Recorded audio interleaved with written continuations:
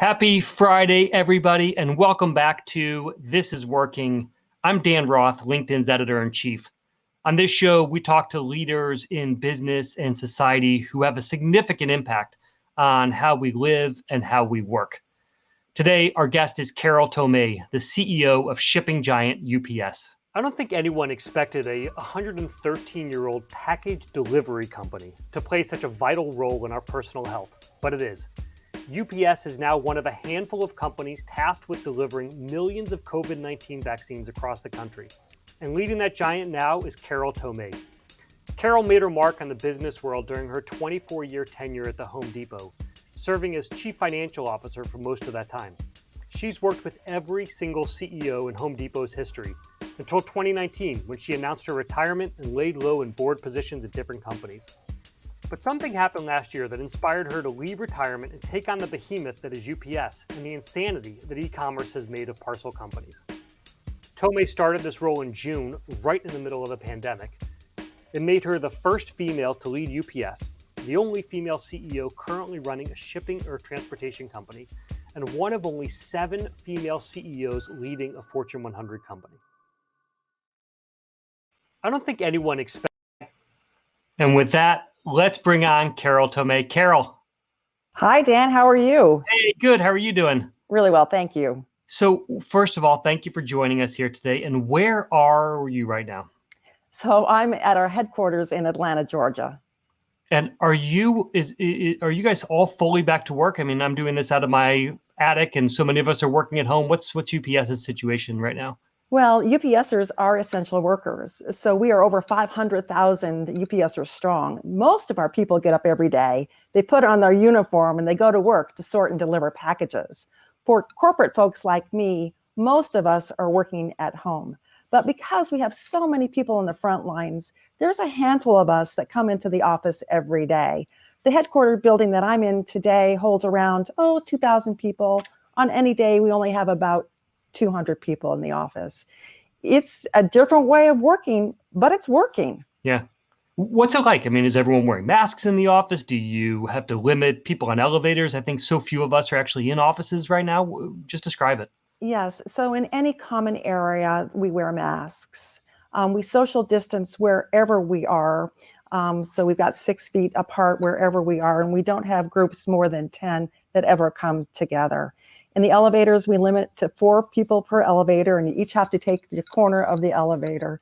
It's different, but it's working. And I'm just so blessed because of technology. Thank goodness for technology, because it's allowed us to stay connected, even in this time of distance. Yeah, you are, one of the things that you've really been focusing on is investing in UPS, increasing speed of deliveries. You've only been in this job since June. Can you describe how you have thought about where to spend UPS's money, how to think about investing, and how you made those early decisions on how you wanted to change the company? So we are a company that's nearly 114 years old, the largest logistics company in the world. But we know what got us here isn't going to get us to where we need to go. Our customers are changing, our competitors are changing, and the rate of change is accelerating. So when I came on board and I looked at our customer base and where we wanted to grow and where we wanted to lean into from a growth perspective, we declared that we really wanted to lean into small and medium-sized businesses because they truly value the end-to-end network that we provide. But candidly, we were at a competitive disadvantage when it came to time and transit. Now, the company had an initiative underway called Fastest Ground Ever, which was going to improve our competitive positioning, but it wasn't supposed to get done until June of 2021. So when I onboarded, I asked the team, I'm like, well, what's getting in the way? And they're like, well, the only thing that's getting in the way is money. And I'm like, well, we've got money, so let's spend it. Let's accelerate the initiative. And so we did. We pulled it forward, got it done 8 months ahead of time. And it actually is paying huge results. If I look at just the growth of our small and medium-sized businesses in the third quarter, it was up nearly 19%. That's the highest growth rate we've seen in 16 years. You say that you make it sound so simple. Oh, we just need more money. Let's invest more money. But we know that leaders have a difficult time making decisions like that. What else went into it? There must have been more than just opening up the spigots and putting the money in. Did you have to stop doing certain things? How do you get people to go from a time frame where they're saying we're going to do this a year from now and saying, no, you only have 3 months to pull this off? Yeah, I have fundamentally believe that our resource allocation, our capital allocation should go towards things that are wildly important. Those things that improve the customer experience, those things that improve the employee experience, those things that create value for our share owners. And as I came on board, I said, let's take a look at everything that we're doing. And I found that we had hundreds of projects in flight, and many of them weren't wildly important. So we took the leadership team through an exercise that was pretty interesting. We had all the projects in flight on the walls and big conference room. We gave everyone 10 green dots and 10 red dots. Said, put the green dots on the projects we should invest in, put the red dots on those that we should stop, just to get the thinking going in this regard. The green dots went up very quickly. No red dot went up. I'm like, well, we can't leave the room until we put the red dots up. So we got the red dots up. And then we had all these projects that had no dots. So no one was really passionate about starting it or stopping it, which said it's not wildly important. So we were able to take all those initiatives and cull them down to just 11. And those 11 wildly important initiatives are where we are allocating our resources, our time, our head content as we move into 2021. All right. Just Carol, how do you deal with the emotion and ego that gets involved with trying to red dot those projects and kill them off? Because no matter what, this is someone's baby. What's the cultural change that you have to put into place to make people be okay with this idea that you are going to freeze something and that it's going to be fine? Yeah, because there were no bad ideas on the wall, not a single bad idea on the wall. But we looked at it through the lens of creating value. And early into my tenure, we created a total shareholder return model that showed how we could create value for our shareholders and how by allocating capital differently than we had in the past, we could actually make this happen.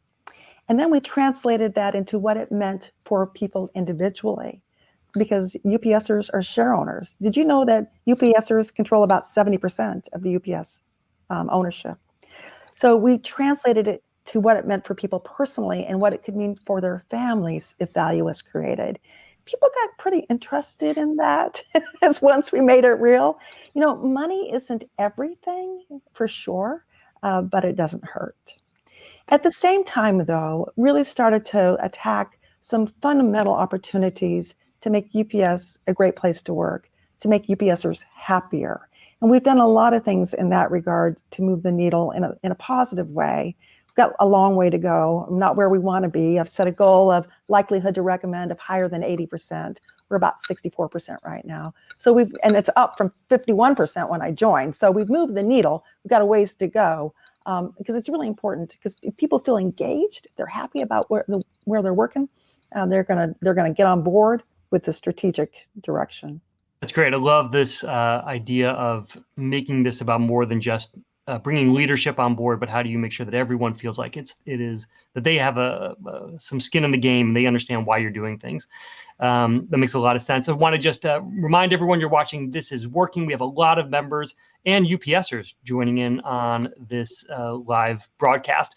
So let me call out some of those members joining us from around the world. We've got Aman from Indiana, Janice from the Netherlands, Teresa from Pennsylvania, Kimberly from Dallas, and a lot of fans. Belinda says, go Carol. James says, proud to be a UPSer under Carol's leadership. And Paul says, Carol, I worked for UPS while in college. The foundation for my company came from my experience there. Thank you. So a lot of people who have either are learning a lot under you right now or have learned a lot from UPS over the years. One of the ways that all of our touch points right now to UPS is that we are watching to see how you are delivering the vaccines. Yeah. Can you walk through what it takes to deliver vaccines? How is it different than delivering a normal package? Yeah, it's super complicated. Many people may not know that we've been in the healthcare logistics business for 15 years. We have over 10 million square feet of dedicated space just for this very specialized delivery. But I'm going to make the vaccine delivery real for you so you can understand how complicated it is. So when Pfizer received approval from the FDA that their vaccines could be delivered, we were ready because we had planned for this for months. So we drove feeder trucks to the Pfizer manufacturing facility, and the vaccines were loaded onto our feeder truck. Our feeder truck then drove to a nearby airport where the vaccines were unloaded from the feeder truck and put onto one of our 747 Brown tails. This is a UPS aircraft, and flown to our major air hub in Louisville, Kentucky. When the vaccines arrived in Louisville, Kentucky, they were taken off the 747, they were processed, they were put on additional aircraft and flown to their destination cities. When they arrived at their destination cities, they were removed from the aircraft and put onto a brown package car, the same package car that was delivering your holiday gifts. And those brown package cars delivered the vaccines to the dosing center. But what was different about that, the vaccines and the packages that were delivered along that complicated route, was they carried special labeling that was on top of the package that allowed us to watch it throughout the supply chain, as well as sensors inside the package to ensure that the vaccines remain to temperature controlled. Because as you know, the Pfizer vaccines must be frozen. Our drivers knew they had vaccines. Our pilots knew they had vaccines. And I'm just super proud of being part of this moment. All UPSers are proud to be part of this moment because we're delivering vaccines now at almost 100% effectiveness. We believe it's not a package, it's a patient. What do you mean 100% effectiveness? You mean none on of those time, weather can get in the way sometimes, but we're delivering on time, which is so important because time is everything with vaccines. Got it. And is this the kind of thing where the lessons that you learn from delivering these vaccines can be turned into delivering for other products? Yes, as we think about the future, healthcare logistics is one of our strategic initiatives. Nearly 50% of all pharmaceutical sales, as you look into the future, will be biologics. And these biologics require special handling, temperature controlled, very special handling. And we believe that we are experts in cold chain logistics. Did you know that we manufacture dry ice? We do. We have the capability of manufacturing up to 1,200 pounds of dry ice an hour. And that's critically important as you deliver biologics. No, I had no idea. That's fat. Where do you manufacture your dry ice? Is that in Atlanta? And Louisville, your hometown. Louisville, Kentucky, where I'm from. That's great. I had no idea. The capital of dry ice. All right.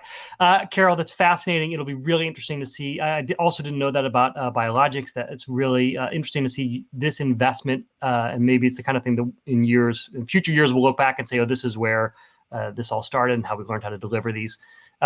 One of the other things that you've had to do this year and very quickly in your term is hiring. I think you hired 40,000 people in the second quarter. I was just looking, you have something like 400 job openings. For many of us where hiring one person is hard or hiring 5 people feels daunting, how do you hire 40,000? What's that like to do mass hiring? Well, we're good at it. If you think about our UPS, we are a very seasonal business. Typically, our business peaks in the fourth quarter because of holiday shipping. So every fourth quarter, we hire a whole bunch of people. In fact, in the fourth quarter of 2020, we hired over 100,000 people. So when COVID changed the demand patterns and there was a step change increase in e-commerce sales, we saw that we needed to hire people to handle that unprecedented demand that came to us early in the year. So we just use the processes and practices that we've built over the number of years to hire in 40,000 people in the second quarter. And then again, all the seasonal workers at the end of the year. Now, the cool thing about our hiring practices, particularly as it relates to our seasonal workers, is that about a third of them stay with us permanently. People want to work for UPS. These are great jobs. And actually, they're pretty fun. I had an opportunity to go on a ride along with one of our drivers recently. It was the best day I've had at UPS so far. It was so much fun. I mean, it's hard work. This driver puts in 10 miles a day. If I get 10 miles in a week walking, that's a good day. He's doing 10 miles a day. I'm like, awesome. Every time I think I need to get some exercise, I'm just going to go out, deliver some packages. Carol, why is that so important for you? I know that when you were at the Home Depot, you also used to put on the orange bib and go work on weekends and nights. Yeah. And when you had time off, you'd work in stores. You're doing the same thing, it sounds like, at UPS. Why do you consider that part of something you have to do as a leader? So a couple of reasons. One, everything can be solved by listening to the customers. So I love talking to customers and hearing what their experience is with us. Love, love, love that. I also want to get to know our people and hear what's top of their mind. Say, if there was one thing, if you were me and there was one thing you would change, what would you change? People are really great. They'll share that information with you. And it's not filtered, it's not scripted. It's just real. It's just keeping it real. And I can come back and say, this is what I heard from X, Y, and Z. And it's really helped me think about what we should do and how we should operate. I've always thought, as a finance person for a long, long time, I always thought, as a business person first and a finance person second. So I think I'm a business person first and a CEO second. I like being engaged in the business. That's great. We had a question come in on the stream from AJ and Linda, who were asking about retention rates for UPS employees. I think says you clearly know how to hire in huge numbers. How do you also make sure that you are retaining people? Candidly, this is an opportunity for us. Our turnover rates are too high. Now, I come from an industry that typically retail has very high turnover. So I'm accustomed to high turnover rates, but we're more like retail here, and we shouldn't be. And there are a number of reasons for that. The jobs can be very difficult. I think we can do a better job of training than we have in recent past. So our head of U.S. Small package business is all over this. We're standing up a UPS University, again, to really emphasize the importance of training, making sure our people are super comfortable with the work that they have to do.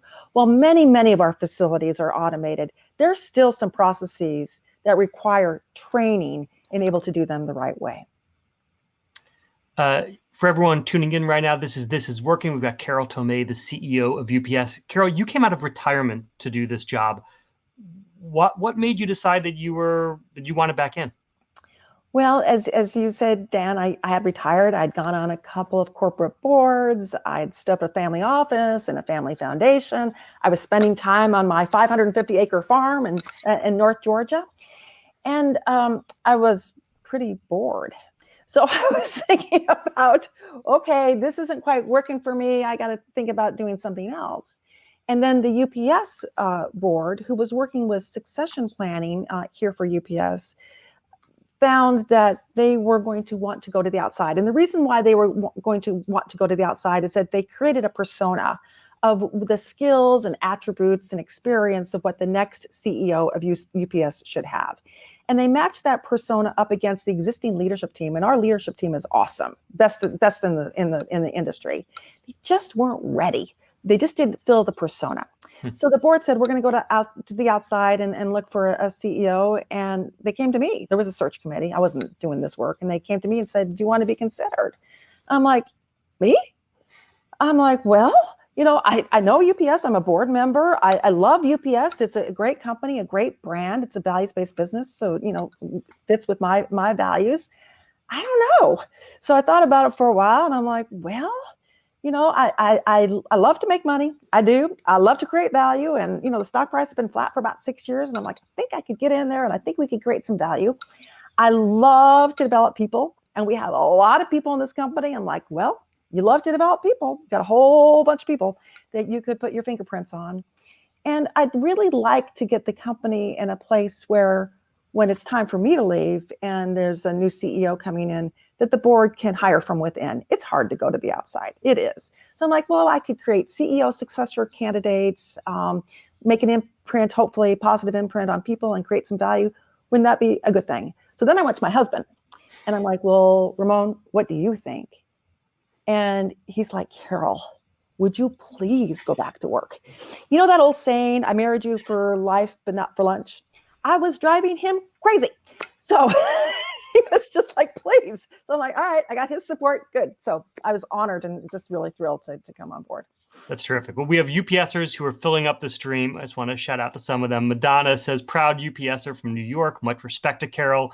Carrie says, we love Carol. Kyle from Chicago, proud UPSer. And Carol, we trust. Tina says, extremely proud of what we do. And Mark said, I'm extremely proud to be part of this outstanding organization. You came out of retirement. You took the UPS role at a time when CEOs are have to speak out much more than they have ever had to or felt comfortable doing. And I think that there is very clearly demand from employees, from customers, to be able to hear from senior leaders talking about not just the business, but tough topics, whether that is after George Floyd's killing, talking about racial inequity and what companies are going to do about it. After the Capitol Hill riots, you said that UPS announced that they were not going to be giving to PACs. Can you talk about how you're thinking through how to add your voice to these conversations and when you do it? So I think it comes back to our purpose. And we worked hard this year to develop our purpose, the why for what we do. And we had a cross-functional team who worked on this, did lots of interviews with UPSers, retirees, customers, vendors, did just a tremendous amount of work in landing on our purpose, our why, and that's moving our world forward by delivering what matters. And you can unpack that in so many ways. What matters? Moving our world forward by delivering what matters. And what matters doesn't just include moving packages or taking care of people. It means talking about things that are impacting the world. And so letting that be the North Star, letting that guide my actions and what I say and when I say it has been really helpful. I just go back to values, back to our purpose, and try to be very careful and sensitive about and empathetic to the issues facing all of us around the world. And is it easy for you to weigh in? Is it hard? Have you had to learn how to develop that voice? I would think as CFO at the Home Depot, you weren't required as much or maybe ever to step out forcefully with a strong point of view. What's it like personally to be someone delivering these messages? So I was so extraordinarily fortunate to have worked with some very unbelievably amazing leaders who were such values-based leaders. And I watched them and the courage they had to always stay true to their values. And that just instilled in me not a calling to do the right thing, a calling to stand up when you need to stand up and to have courage to do so. I also attribute my parents for that because they gave me a lot of courage to do the right thing too. Well, I want to ask you a couple questions about some career advice. We always ask what people say to people in early into their careers. I'd love to get two pieces of career advice from you, if possible. One is, what do you tell people who are starting their career? Maybe they don't have a college background. Maybe they're just thinking about how to get into business. What kind of advice do you give for them on how to think about how to craft their career? And then the second one would be, what career advice do you give to people who are second actors, who are people who have had a long career and maybe they were thinking about retiring or doing something different? How do you think through those two very different points in your life? Well, I think the second question is really easy to answer, and that is just to go for your passion. You know, what makes your heart sing, right? Go into it, lean into it. Every day should be a joyful day, and just go where your passion. When you're starting your career, my advice is don't be too planful. Because if you're too planful, you'll miss out on opportunities that will present themselves to you. And my very favorite quote in terms of just how to think about your career comes from Maya Angelou. She said, don't make money your goal. Instead, do what you love and do it so well that people can't take their eyes off of you. I just love that. That's lovely. And do you have a different bit of career advice for people who are thinking about retiring or thinking about doing something else? Yeah, it's your next season. It's your next chapter. So lean into what you love. Lean into what you love and leverage your network, because we've all got networks. Leverage your network in a big way, because you may find that you'll end up doing something that you never thought you would do. My husband was a scientist. When he retired, he's rebuilding cars, and he loves it. Loves it. That's phenomenal. All right, I want to end with a couple really great comments coming in on the live stream. Gisela says, Carol is a perfect example of why more women need to be appointed to corporate boards. Jacqueline says, the world needs more amazing leaders such as yourself. And Fred says, UPS is just an exemplary example of great leadership, quality culture represented by the frontline workers. I love them. Yeah. Carol, you got a lot of fans. Thank you so much for joining us on This Is Working. And I hope that we will have you back at some point to talk about what you've learned in year 2. Dan, it was my pleasure. Thanks so much for spending time with me today. Thank you all for tuning in to This Is Working. That was Carol Tomé, the CEO of UPS. We will be back on Tuesday with another terrific interview, this time with Vernee Myers, the VP of Inclusion Strategy at Netflix, about how she has made inclusion and diversity part of the entire Netflix culture. So please come back for that. Start leaving your questions now so I can ask them right when we get Vernee on screen. And thank you all for joining. Have a great weekend. We'll see you back here next week.